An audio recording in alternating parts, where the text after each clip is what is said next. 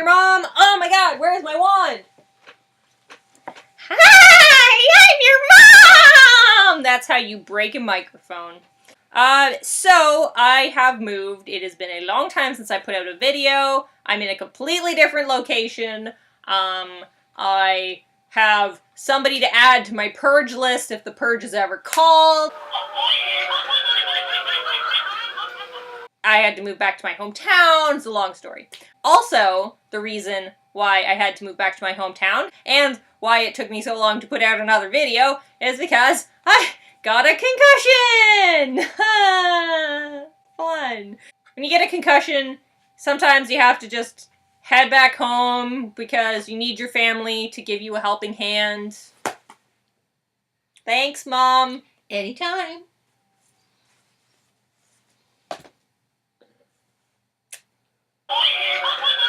So concussions. Concussions are caused by, well, by hitting your head. You were dropped on your head, or in my case, you stepped under a concrete beam that was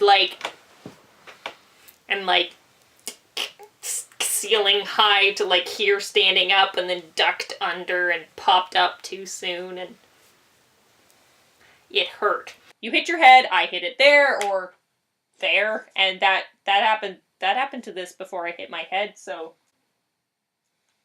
it's an omen. So basically, and I'll show you how to, oh, hello.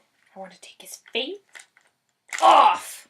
There we go. This is Yorick, by the way. Say hello, Yorick. Ah, kill me. I just want to take your, can I have your brain, Yorick? I just want to pick your brain. Ah! You know what, I'm just gonna pry the brain out of the, there we go. Bit of a scratch on the cerebellum, but you know, he doesn't need to remember how to ride a bike. He doesn't have any legs. Okay, so this is the brain. Basically, see how it's gooey and it's sticky. And it's like jelly. If you hit it, it sends a ricochet. I like the sound of that. It sends a ricochet through. I'm sorry, Yorick. It makes a nice slapping noise.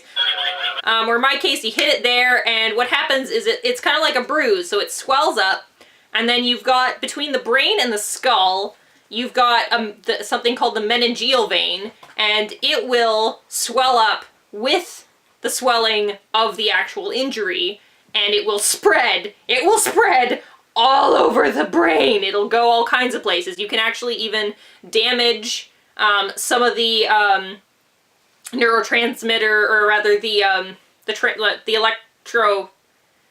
I have a concussion. Forgive me. The neural pathways. I know how brains work. Okay. You can actually damage some of the actual neural pathways, but what also it does is it will spread all the way through the head. I felt it in my occipital lobe, which is right at the back of the brain, and affects the eyesight, and also in the parietal lobe.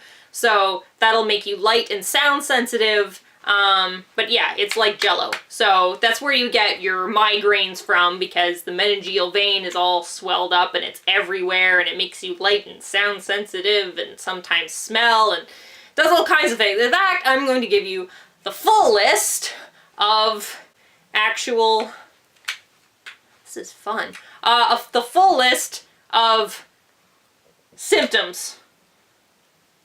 My brain is damaged. So the symptoms of a concussion, headache and pressure, as I mentioned. You can even lose consciousness when you first hit your head, but this is important to know. Just because you don't lose consciousness does not mean you don't have a concussion. I, for example, did not lose consciousness. I didn't even get stars in my eyes, or a bell rung, or any of that stuff, but I still definitely had a concussion, and have a concussion. It's still there. You can get confusion, foggy-headedness. I got a lot of this. You just sort of staring around and like, where am I? Oh, here I am. If you get that reference, let me know in the comments section. Forgetting how you hit your head. So sometimes, because you've damaged your head, depending on where you hit it, depending on all kinds of things, because it's the brain, depending on where you hit your head and how blah blah blah, you can forget how you did it. You can, like, hit your head pass out, wake up, and have no memory. Like, the last thing you remembered were you were somewhere else like 5 minutes before it happened and you don't even remember being near the thing that you hit it on. Delayed response to questions.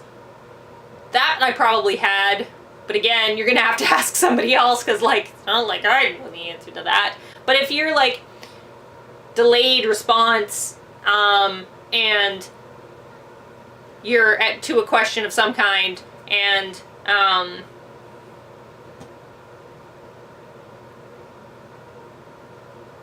my concussion just made me do a blank thing. Guys, come on, don't be rude. Delayed response to questions. Also appearing dazed.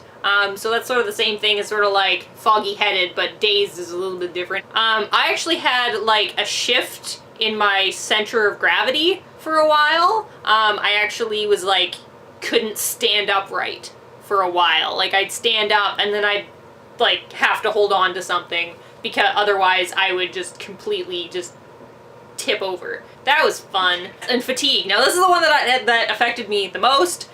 I slept and I slept and I slept and I slept, and when I wasn't sleeping I wanted to be asleep because between not being able to stand upright and all the other stuff and the pain and all the rest of it, it'll just takes, like, your brain uses up a lot of your energy, like more of your energy than any other part of your body. So you do damage to your brain, it's trying to heal, it's going to take all of your energy to heal it. So you sleep. So additionally to those symptoms, there are also concentration and memory issues. Not like I've displayed any of those tonight. Irritability. You can actually have a full change in personality. Now, I haven't changed my personality, thank God, but it is possible. Some people have. You hear the stories about the football players, etc., etc. You get your light and sound sensitivity, and I had a lot of that. I could not handle anything. I remember standing on the side of the street and the cars, just the sound of the cars driving by was just excruciatingly painful. So I spent a lot of time at home in the dark like a freaking emo. I'm not usually an emo. Okay, so maybe I had a little bit of a change in personality, but it wasn't my choice. It was the pain made me do it. You don't, nobody understands me. Okay. Sleep problems. Now, as much as you sleep a lot, sometimes you can't sleep and it's no reason for it. I mean, again, this isn't something that I necessarily had, but sometimes it can even give somebody insomnia because, again, it does weird things to the brain. So as much as you need sleep to recover, for some people, they just can't do it. They just fall into a pattern of insomnia, and that is really dangerous. Mental state issues. So we're talking about depression, anxiety, any kind of emotional changes can happen to a person who has a concussion. It's because, yeah, it messes and your brain, right? It's where your hormones comes where everything. And also issues with taste and smell. Now, for me, interestingly, I could smell things stronger, and I notice smells more, and I also lost interest in strong flavors for several weeks. I just wasn't interested in, and usually I'm the one who's like, pass me the hottest sauce, and I like interesting foods and curries and, you know, what is that? I've never seen it before. Is it still alive? I'd rather it wasn't, but I'll eat it anyway. Put it in my mouth. Oh, that's different. Love strong, different flavors. And I was all bread and butter and nothing else. I just wasn't interested. Myth busting time. If someone has had a fall or had a head injury, do you keep them awake or not? You do not. Do not keep them awake. If they do have a head injury and you keep them awake, they're not healing if they're awake. They need that rest. So if they get tired and they need to rest, let them rest. That is the key moment when they need to rest the most, actually, is right after the injury. That's it for me. This is the last time I'm going to sign off as your... No, I'm not even going to sign off as your mom this time, because Like I mentioned at the beginning of the video, I'm going to be doing other things. It doesn't mean I'm not doing the brain stuff, because I love brains. I love brains. But that does mean that I might as well just go by my name, because, you know, thematically, your mom, you know, as a Freud joke, only works under so many scenarios. So, I'm gonna sign off as Laura. I've been Laura. I will post another video as soon as I can, but because my life is chaotic and my brain is damaged, I can't make any promises. So hit the subscribe and the notification bell if you enjoy my content, and you will see another video as soon as I can get one up. That's been Not Your Mom. I am not your mom. You're on your own now. Bye! Are you my mommy? Wow, that's a bad British accent. Are you my mommy?